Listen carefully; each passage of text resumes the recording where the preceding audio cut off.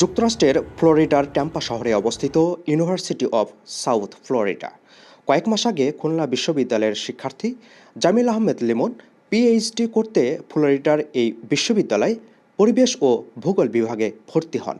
একই বিশ্ববিদ্যালয়ে chemical engineering বিভাগে পিএইচডি শুরু করেন নোয়াখালী বিজ্ঞান ও প্রযুক্তি বিশ্ববিদ্যালয়ের মেধাবী শিক্ষার্থী নাহিদা সুলতানা বৃষ্টি। কিন্তু গত ১৬ এপ্রিলে বিশ্ববিদ্যালয় থেকে নিখোঁজ হন বাংলাদেশি এই দুই শিক্ষার্থী।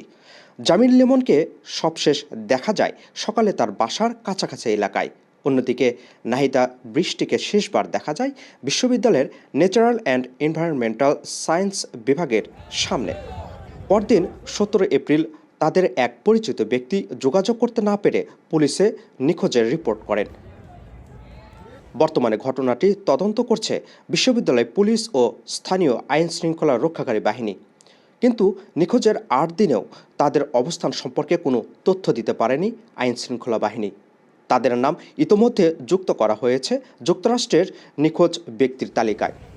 তদন্ত সংশ্লিষ্টরা বলছেন এখন পর্যন্ত অপহরণ বা অপরাধের কোনো নিশ্চিত প্রমাণ পাওয়া যায়নি।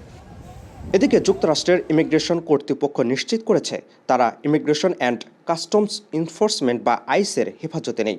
এদিকে বাংলাদেশে আমেরিকান এম্বাসিতে নিয়মিত যোগাযোগ রাখছে নিখোঁজের দুই পরিবারের সদস্যরা। জামিলের গ্রামের বাড়ি জামালপুরে আর বৃষ্টির বাড়ি মাদারীপুরে। এই ঘটনায় উদ্বেগ ছড়িয়ে পড়েছে যুক্তরাষ্ট্রে বসবাসরত বাংলাদেশি কমিউনিটির মধ্যে। আপেল মাহমুদ, ঠিকানা নিউজ, নিউ ইয়র্ক।